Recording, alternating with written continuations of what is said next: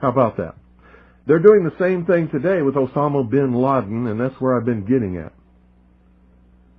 Can you believe what you have been seeing on CNN today, ladies and gentlemen? Can you believe it?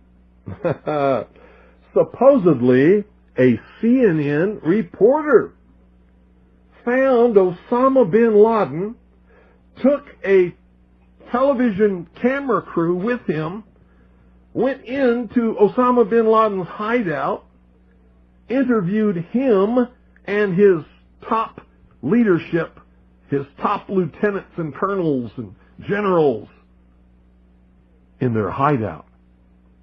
This is a CNN reporter with a camera crew. And he came out and told everybody, within 3 weeks, Osama bin Laden is going to attack the United States and Israel. Now, don't you think that's kind of strange, folks?